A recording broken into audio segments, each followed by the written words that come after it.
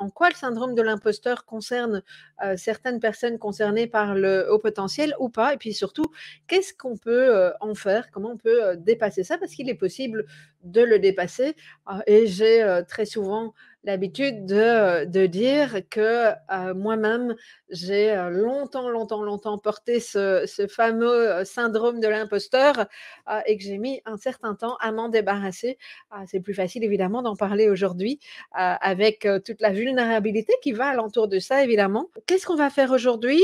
C'est effectivement, je vais replacer dans le contexte de ce que c'est que le syndrome de l'imposteur.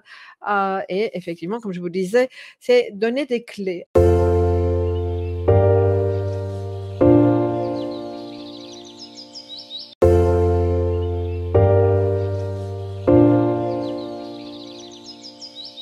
Alors moi, j'aime toujours assez bien quand on parle du syndrome de l'imposteur.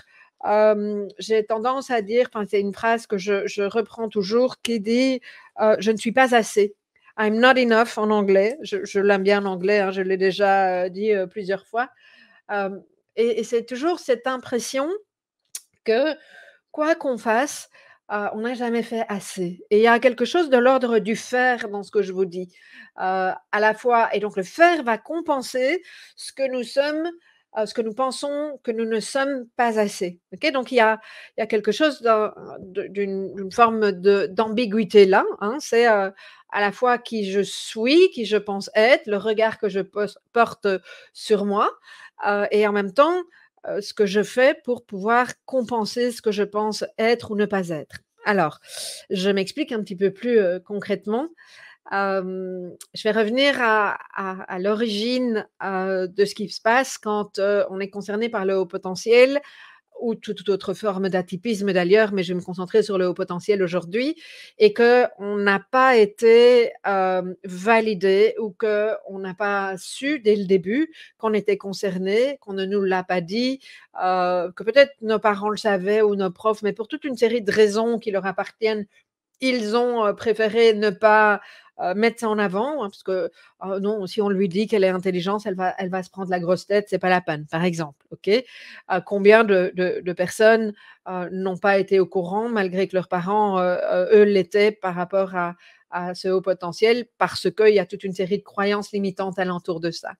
Et donc, ce qui se passe, c'est que quand on n'est pas validé dans ce qu'on est, c'est-à-dire que on fonctionne de manière atypique, on peut s'en rendre compte, mais si on ne nous dit pas que c'est OK et que c'est un mode de fonctionnement singulier, hein, je redis souvent la même chose, mais c'est important pour moi d'appuyer sur ce clou-là, ben, on se sent toujours en décalage et on ne nous a pas expliqué que c'était OK de se sentir en décalage, que c'était pas mieux ou moins bien de fonctionner d'une certaine manière, c'est juste un fonctionnement atypique et qui nous appartient.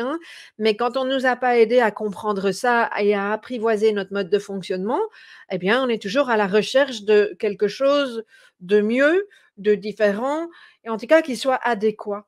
Parce qu'on ne se sent pas légitime. Simplement parce que la légitimité vient du regard de l'autre. C'est comme ça en tout cas qu'on se construit en tant qu'enfant et vient du regard très souvent des parents, hein. Ils ont un rôle important de nos enseignants et si on ne nous a pas dit qu'on était OK, même si on ne nous a pas montré de la fierté pour nous dire que notre fonctionnement atypique, que notre manière de faire différente est quelque chose de fabuleux, eh bien, on croit que c'est pas OK. Pire, si on nous a reproché quand on était enfant ou adolescent ou même adulte dans un cadre professionnel, hein, ça arrive souvent. Si on nous a reproché que, on faisait pas bien les choses, que c'était pas comme ça qu'on faisait, que les autres, eux, ils font comme ça. Il y a plein de choses qu'on peut entendre. Eh bien, effectivement, on peut même passer à un moment donné dans ce sentiment de honte, qui est donc l'inverse de la fierté. La fierté, elle nous montre qu'on est digne, elle nous fait sentir que quoi que l'on soit ou quoi que l'on fasse, c'est OK. D'accord? Donc voilà, ça, le syndrome de l'imposteur, il se pose là-dessus, sur un déficit de validation. Je préfère dire de validation parce que reconnaissance, c'est ce qu'on recherche. On recherche très souvent de la reconnaissance et on va la chercher à l'extérieur, alors que je dis toujours la reconnaissance, elle vient de l'intérieur. Elle vient de notre capacité à nous nourrir, elle vient de notre capacité à reconnaître que nous avons de la valeur, à reconnaître que ce que nous faisons est tout à fait OK, que nous avons fait de notre mieux et elle nous permet aussi de nous détacher du résultat. OK? Et donc, quand la base est là, qu'on n'a pas été effectivement validé, hein, je reprends ce terme qui, moi, me parle énormément, eh bien, on se retrouve effectivement dans cette incapacité à reconnaître que nous faisons parfaitement bien les choses. Moi, j'aime bien dire parfaitement imparfait et que nous n'avons pas besoin d'aller plus, etc. OK? Le syndrome de l'imposteur, alors c'est pas une maladie, ça n'est, on l'appelle le syndrome de l'imposteur parce que voilà, c'est la terminologie utilisée, hein, mais ça n'est en soi aucune pathologie, maladie ou quoi que ce soit, hein, rassurez-vous. C'est juste une façon de nous voir et qui nous donne le sentiment que nous ne serons jamais à la hauteur, quoi qu'on fasse. Et donc, qu'est-ce qu'on fait quand on ne se sent pas à la hauteur? Ben, on est de plus en plus perfectionniste, hein. Dites-moi, dans les personnes qui sont en train d'écouter, est-ce que ça vous parle ça, hein? Est-ce que si vous êtes connecté à ce fameux pardon, syndrome de l'imposteur, est-ce que vous avez l'impression que vous faites toujours plus, que vous voulez faire plus dans les détails, que vous avez du perfectionnisme? Et donc, voilà, hein, syndrome de l'imposteur, c'est qu'on n'est jamais assez dans ce qu'on fait, qu'on pourrait toujours faire mieux. Et en fait, on met la barre tellement haut que ça en devient épuisant, hein. Je pense très sincèrement que le syndrome de l'imposteur, donc lié une fois de plus à l'estime de soi qui n'est pas au top, ou pas encore, parce que c'est aussi ça mon message, c'est qu'il y a moyen de dépasser ça.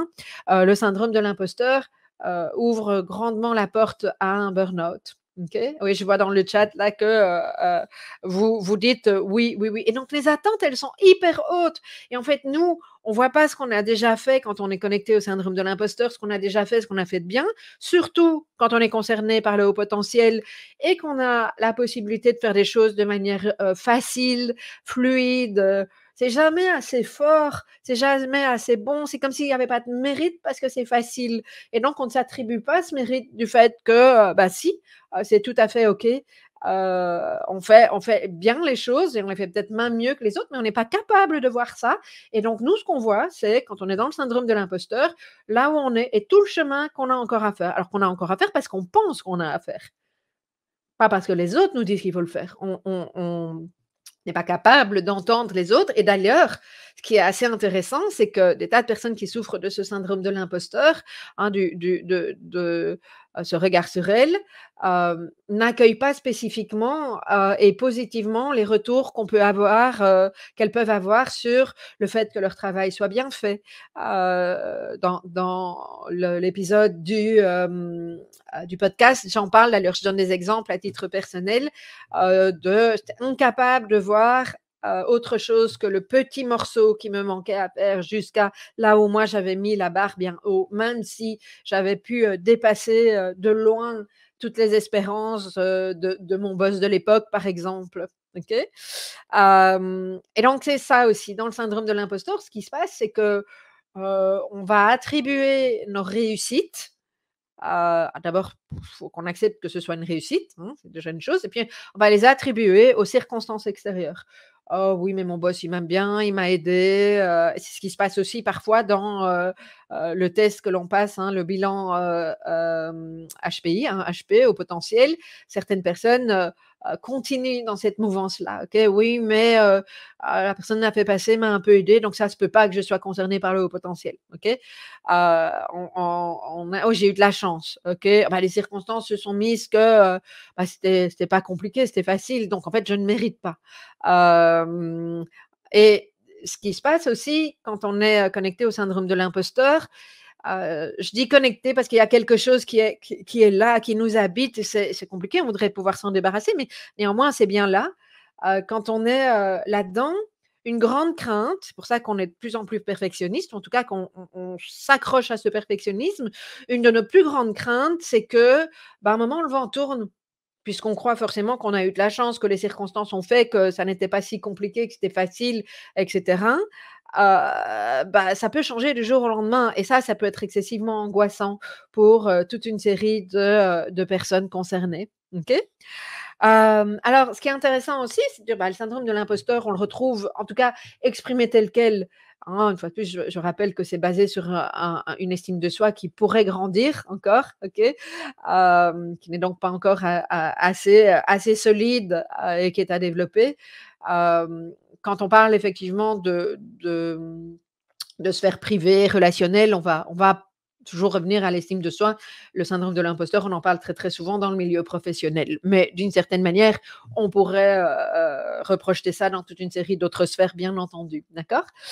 Alors il concerne plus souvent les femmes, parce que je pense très simplement qu'une façon de voir les choses, il y a toute notre éducation, hein, l'environnement dans lequel on a grandi, pardon, la manière dont on a été, porté en tant que femme ou pas, ce qu'on nous a envoyé comme message, et on n'a pas forcément appris, enfin, en tout cas, moi, je sais dans les femmes de ma génération, il n'y a pas que ma génération, on nous apprend pas spécialement à briller, à être lumineuse, à oser. Au contraire, hein, quand même pas mal de messages en tant que femme, qui sont concernées par le haut potentiel. Il y a quand même pas mal de messages qui favorisent plutôt le fait d'être inhibé, de ne pas trop montrer, parce qu'il y a toute une série de croyances personnelles, mais surtout collectives alentour de ça. Une femme intelligente, elle va pas forcément se marier facilement. Alors se marier facilement, ça c'est ma grand-mère qui disait ça. Heu, mais elle peut faire peur aux hommes. Une femme intelligente qui veut faire carrière, bah, c'est pas forcément accepté. C'est un petit peu comme une bête curieuse, et cetera. Donc on va avoir une capacité en tant que femme à être très dans l'introversion et pas forcément à être éduquée et à être rassurée par rapport au fait qu'on peut briller, on peut déployer. Ça ne veut pas dire pour ça que c'est une prise de pouvoir, mais que c'est permis. C'est pas un message qui est très, très souvent entendu, OK? Donc qui, forcément favorise le syndrome de l'imposteur, ce qui n'est pas, la même chose chez un homme. Les hommes, on va plutôt leur dire: «Mais si, fais, montre que tu, peux fonctionner, développe ta carrière et cetera». Je dirais que les hommes qui sont concernés par le syndrome de l'imposteur sont souvent les hommes qui ont cette grande sensibilité qui justement, vont, avoir tendance à cacher cette grande, sensibilité parce qu'il y a quelque chose dans la société qui n'admet pas forcément, c'est en train de changer heureusement, qui n'admet pas forcément qu'un homme puisse avoir de la sensibilité et que cette sensibilité-là puisse être, vraiment quelque chose de super positif, une force et que ça puisse même, aider dans différentes, circonstances. En l'occurrence, c'est tous les atouts de l'intelligence émotionnelle. L'intelligence émotionnelle, qui, peut-être vous le savez ou pas, l'intelligence émotionnelle qui est un formidable atout dans le leadership, donc il y a un atout aussi bien pour les dames que pour les messieurs, voilà. Donc ça me semble quelque chose d'important, hein, et donc de se dire que, on ne peut pas s'attribuer une réussite à son seul mérite. Oh, c'est fou quand même ça, pas pouvoir reconnaître ça. Alors ça s'apprend, hein, je pense que c'est vraiment important d'être très au clair avec ça. Donc je vais vous donner une série de pistes, d'éléments, hein. Donc là, j'ai placé on pourrait en dire beaucoup plus, hein, mais vous savez que ce format ici est toujours un format relativement court quand je passe en direct et puis après je rediffuse sur YouTube. Hem donc la base du syndrome de l'imposteur, c'est ça. Il y a moyen effectivement de changer ça. Il y a moyen de transformer ça. Moi, j'aime bien le mot transformation. Alors peut-être déjà, comment ça se traduit quand on a réussi à transformer ça, hein? C'est pas quelque chose qui se fait pouf, en un coup de baguette magique du jour au lendemain, hein, qu'on soit clair sur ça. Ça se fait étape par étape, OK? Hem il y a quelque chose qui nous permet de nous donner effectivement cette valeur, de gagner confiance en soi, de lâcher ce perfectionnisme et cette, rigidité personnelle, qui, consiste à contrôler tout ce qu'on fait, et à ne plus vivre. C'est presque si on ne savait plus respirer et on veut toujours faire plus, plus, plus. Alors que quand on commence à transformer ça, il y a quelque chose qui va être plus dans le flow, quelque chose qui va être, plus dans le détachement du résultat en particulier, et c'est assez intéressant. Alors je vous donne un exemple ici. j'aurais dû, il y a quelques années, faire, un direct comme celui que je suis en train de faire, sachant que ça va être posté sur YouTube. J'ai préparé pour avoir une structure évidemment, mais, j'aurais probablement passé, 2, 3, 4, 5 heures, que sais-je. J'aurais fait des recherches, j'aurais, fait mes points et j'aurais probablement été scotchée sur mes papiers, de façon pas du tout, naturelle en train de vous raconter ce que j'avais préparé. C'est ce qui s'est passé quand j'étais formatrice d'ailleurs, quand j'étais encore très fort dans mon syndrome de l'imposteur, en tant que formatrice.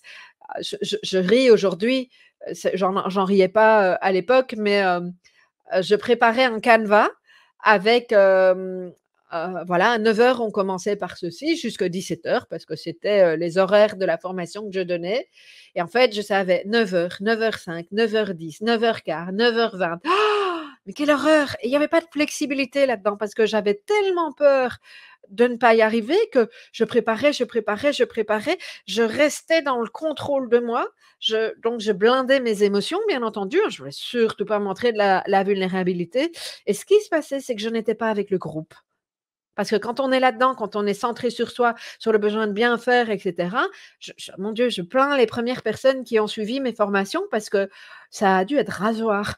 Il y avait pas du tout d'authenticité, alors je vous parle de ça il y a longtemps, hein, mais il y avait pas du tout d'authenticité, il y avait beaucoup de rigidité, un cadre excessivement strict que j'ai appris à lâcher au fur et à mesure, en me faisant confiance. Donc ça, c'est important aussi, c'est, commencer à se faire confiance en faisant, en mettant en mouvement, en testant, mais aussi en étant capable de se dire que non, ça n'est pas les circonstances extérieures. Moi, j'ai du mérite là-dedans.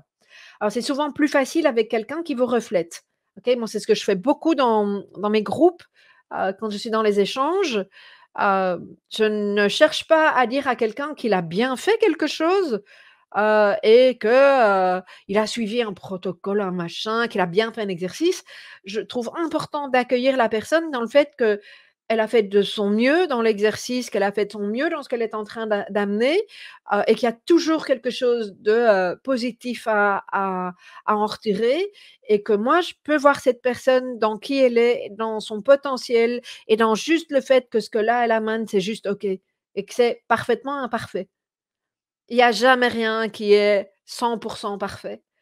Et c'est d'ailleurs je suis plus sûre aujourd'hui que que ce soit ce que j'ai envie de faire, d'être dans cette rigidité. Je préfère vraiment être dans le contact et dans l'échange avec vous.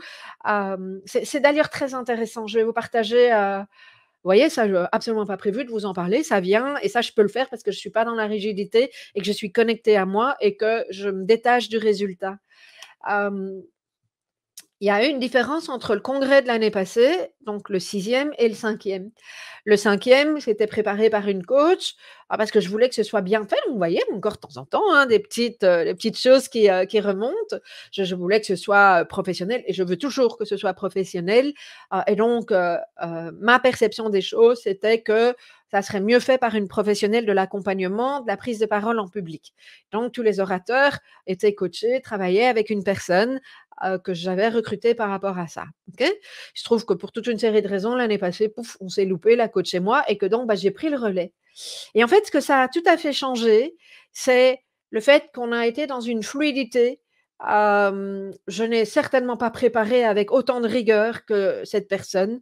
C'est pas mon truc, ça n'est plus mon truc et je n'avais pas envie, j'avais pas l'espace-temps, j'avais envie d'être dans le flow, dans la fluidité, dans quelque chose de chouette avec les orateurs et donc je me suis dit: «Bah, voilà, on va préparer, du mieux que je le peux», hem, mais en lâchant ce côté très, très rigoureux, hein, pour les raisons que je viens d'évoquer.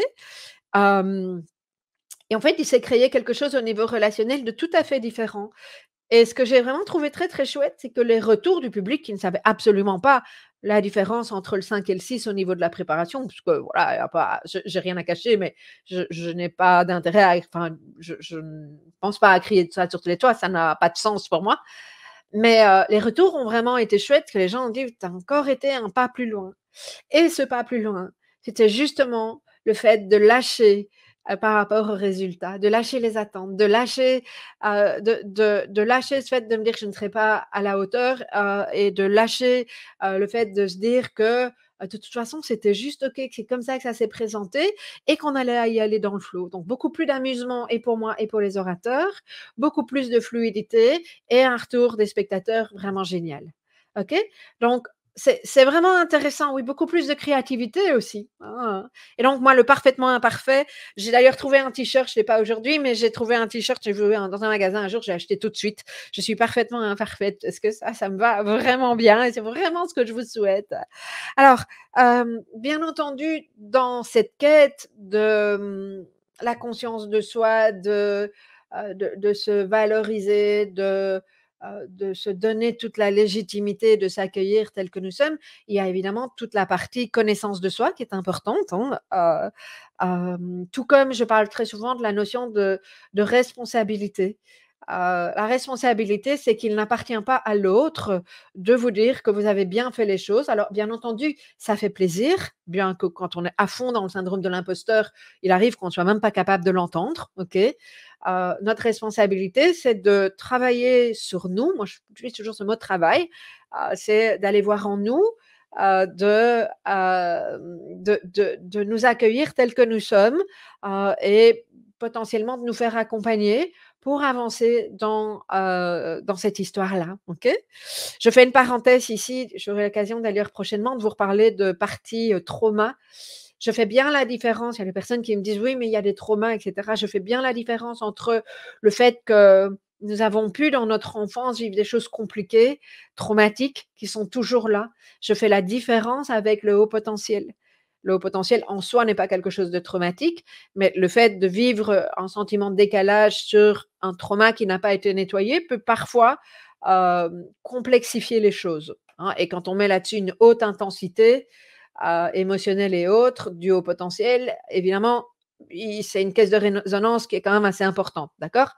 Donc, j'insiste sur cet aspect-là des choses, et sur le fait que le travail sur l'estime de soi profond, très souvent, est à faire avec quelqu'un qui est un spécialiste, donc très souvent un psy, un psychothérapeute, mais qui aussi a cette capacité de refléter, a cette capacité de travailler avec vous sans jugement. C'est pour ça que j'insiste toujours très très fort quand je vous dis que de choisir quelqu'un.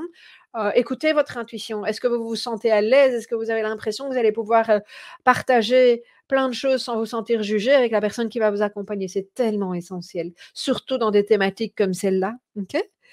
Alors, bah, sortir du perfectionnisme, pas toujours évident, hein, moi, il revient régulièrement au galop, sauf qu'aujourd'hui, parce que ça fait partie de ma nature, hein, j'ai mis la barre tellement haut pendant tellement longtemps.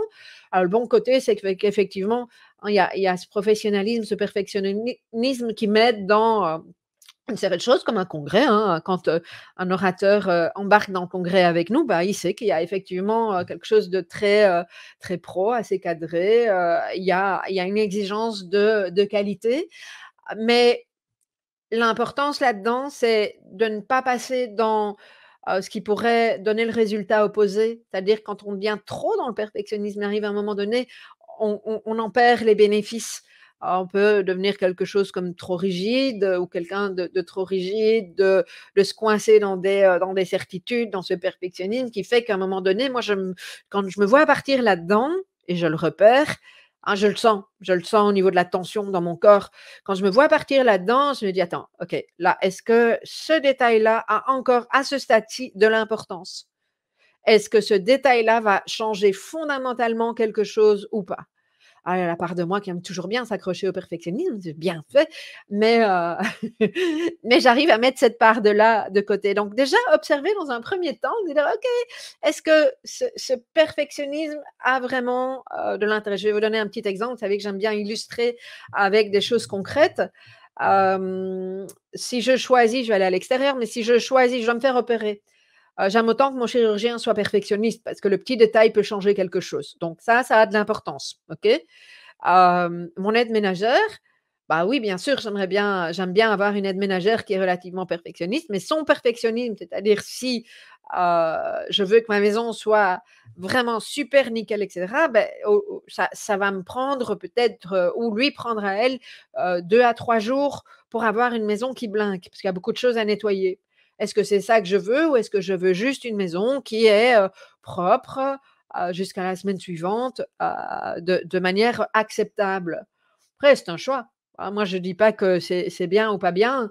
Je dis simplement que moi, j'ai fait le choix de, j'ai une aide ménagère qui vient 5 heures par semaine à la maison. Si je voulais être à ce point perfectionniste, peut-être que je devrais la payer 20 heures. Mon choix, c'est bon, ça me suffit 5 heures pour toute une série de raisons. OK? Donc une fois de plus, peut-être que pour vous, 20 heures, ce sera votre choix ou 10 ou quelque chose comme ça. C'est juste d'être au clair et de savoir, OK, qu'est-ce que ça vous apporte et en quoi c'est important pour vous et de faire la part des choses. OK? Bon, c'est presque une autre, intervention sur le perfectionnisme, on pourrait en faire une nouvelle. Alors, un point qui est vraiment important, je ne le répéterai jamais assez, quand on vous fait un compliment, quand on est, quand le syndrome de l'imposteur est bien là et qu'on fait un compliment, oh, c'est dur, c'est compliqué. Donc accueillez, apprenez à juste dire merci. Alors au début, c'est, merci, mais pas dire: «Ah oui, mais tu sais, c'était facile. Oh oui, mais j'ai juste fait ça comme ça. Ah te oh oui, mais écoute, j'ai pas payé cher.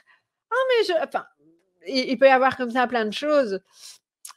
Vraiment, soyez conscients de dire: «Merci beaucoup, ça me fait plaisir» et même si à l'intérieur, il y a part de vous qui veut justifier à toute une série de choses, non, c'est accueillez: «Merci beaucoup». Éventuellement, ça me fait plaisir. Alors peut-être que pour certains, ce ne sera même pas possible, de dire ça, d'accord? L'exercice de la gratitude, alors moi, ce que j'aime bien c'est la gratitude et ça va même plus loin que ça. Quand vous analysez ce que vous avez fait sur votre journée, sur un projet ou que sais-je, quand on est connecté au syndrome de l'imposteur, ce qu'on va avoir tendance à faire, c'est voir tout ce qu'on n'a pas bien fait, OK? Je ne dis pas qu'il ne faut pas le faire. Je pense que c'est important de pouvoir voir les pistes d'amélioration. Moi, en tout cas, ça fait partie de, ce que j'aime faire, OK? Sans me mettre de la surpression parce que c'est pas ça non plus. Donc ma vie ne va pas s'écrouler parce qu'il y a un truc qui a pas été bien fait, du moins aujourd'hui. Ça n'a pas toujours été le cas avant, d'accord? Hem, Ce que je vous invite vraiment à faire, admettons, c'est théorique, hein, comme histoire, mais l'idée, c'est d'avoir un équilibre. Vous repérez 5 éléments d'amélioration. Je voudrais que vous en repériez 5 éléments de choses qui ont été, bien faites, bien menées, heu, si possible dont vous êtes fiers. Vous ne serez peut-être pas fiers tout de suite, mais ça me semble quelque chose d'essentiel également et c'est un exercice. Faites-le le plus souvent, faites-le pour vous, mais faites-le avec vos enfants, avec votre entourage, ça peut même devenir, amusant, OK? Hem, alors voilà, bon donc il y a toute la partie, accueil, hein, voir ce qu'on a pu, accomplir. Ce qui me semble important aussi, c'est, ce que je remarque très souvent dans ces cas de syndrome d'imposteur, c'est que j'en parlais tout à l'heure en particulier avec les femmes, mais c'est pas que les femmes, on ne s'imagine même pas être numéro un. On ne s'imagine même pas être mis en lumière et donc très souvent, ce qui va se passer, c'est qu'on va être de merveilleux seconds, OK? Dans l'ombre de quelqu'un qui, lui, a assumé qui il est et sa valeur, OK? Ou peut-être pas tout à fait, mais en tout cas qui n'aura pas forcément le syndrome de l'imposteur, OK? Et ça, je trouve que c'est quand même assez intéressant de pouvoir repérer ça et de vous demander: «Mais qu'est-ce qu'il me faudrait pour m'autoriser?» Hein, et je sais qu'il y a plein de gens, dans notre communauté qui ont envie de lancer leur propre, activité. Hein, d'ailleurs, moi, j'invite toujours, il y a quand on lance sa propre activité, il y a toute une série de compétences à développer, savoir, exactement où on veut mettre les pieds. Il y a très souvent un business plan à développer également. Il y a les stratégies à apprendre, hein, pour pouvoir être visible, hein. Aujourd'hui, il y a ce passage, obligé. Moi, j'aimais pas ça du tout avant et puis, bah, j'ai appris, puis finalement, j'ai commencé à trouver ça amusant. Heu, En tout cas, de voir comment les choses se passent, hein, tout en restant bien aligné, avec moi. Mais, être mis en lumière, ça revient à ce que je vous disais tout à l'heure quand on parle, vous savez, de la fierté. L'inverse de la fierté, c'est la honte.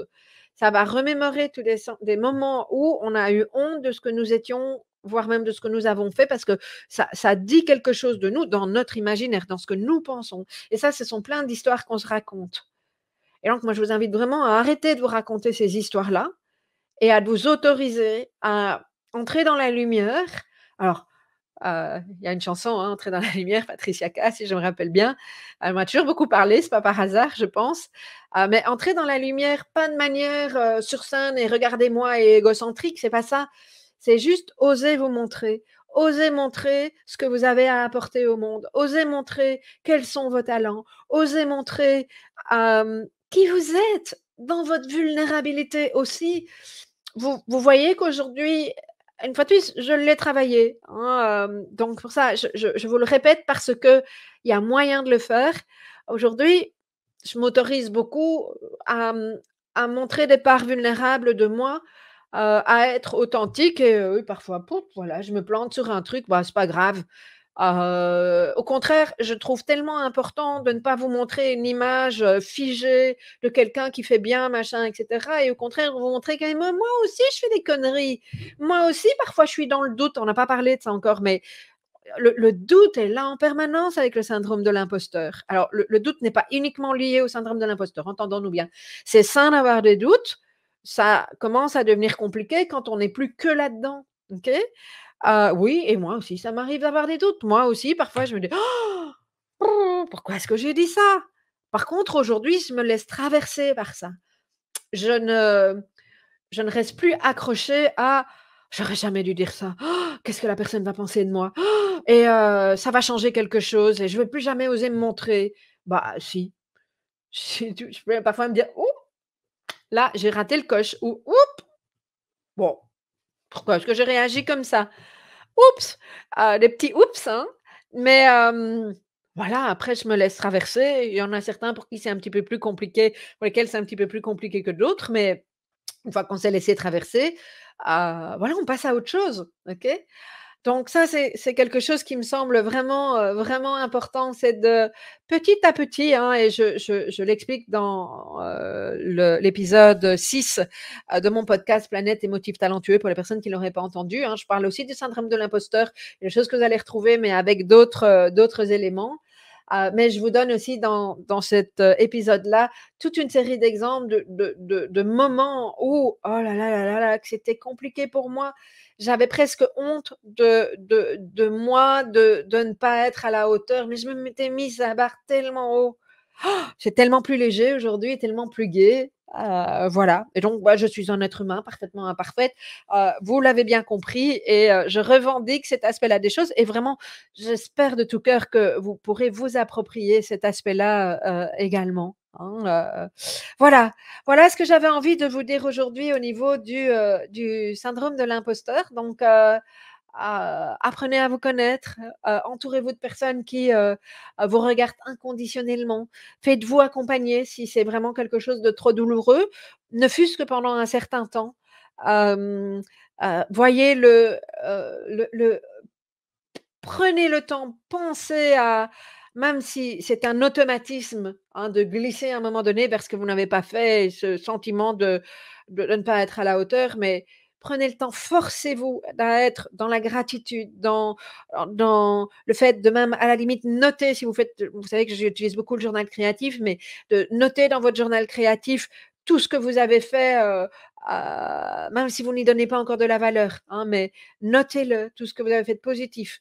Même si vous vous dites: «Oui, mais ça, c'est normal». Oui, mais non, peut-être que c'est pas normal. Ça vaut quand même, même si vous estimez que ça l'est, ça vaut quand même la peine de mettre le focus sur ça aussi. Parce que sinon, vous mettez pas votre attention vers le bon endroit, hein. Donc moi, je vous invite à remettre votre attention vers un autre endroit et petit à petit de mettre en action, de mettre en mouvement des choses. Alors faites-le dans, si possible, un environnement sécuritaire avec des gens, en qui vous avez confiance, dont vous savez qu'ils vont pas vous juger, pour faire des petites choses, pour, exprimer les choses que vous auriez envie de faire, hem et y aller petit à petit. Parce que le mouvement, le fait de faire les choses, dans ce contexte de sécurité, hein, quand, vous êtes bien entourés, vont vous montrer que, bah, petit à petit, oui, vous allez pouvoir mettre en place une série de choses. Vous allez commencer à regagner de l'estime de vous, vous allez commencer à regagner de la confiance en vous, sans être complètement accroché aux résultats. Voilà, ça c'est vraiment, ce que je vous souhaite, même si vous êtes à contre-courant de tout ce que votre famille vous dit, de ce que vos proches pensent et cetera. C'est ça aussi, accepter qui vous êtes. C'est pas parce que j'ai pas dit ça ici, mais c'est pas parce qu'on vous a dit que, je c'est quoi ce truc-là? Pourquoi est-ce que tu fais ça? Oui, toi et tes idées ou enfin, vous en connaissez plein de ce genre de postulats. Ça appartient à l'autre. C'est pas parce que l'autre vous dit que vous devriez faire autrement, que vous devriez être autrement, que vous êtes de trop. C'est pas parce que l'autre vous dit ça que vous devez le croire. D'abord, il n'a pas forcément raison. C'est son prisme, c'est sa manière de voir les choses, OK? Dans son monde, peut-être que vous êtes trop quelque chose, mais ça lui appartient à lui. Vous êtes juste qui vous êtes. Dans votre manière: «Ah, chez moi, tout est intense, je ne veux pas changer, ça, c'est comme ça».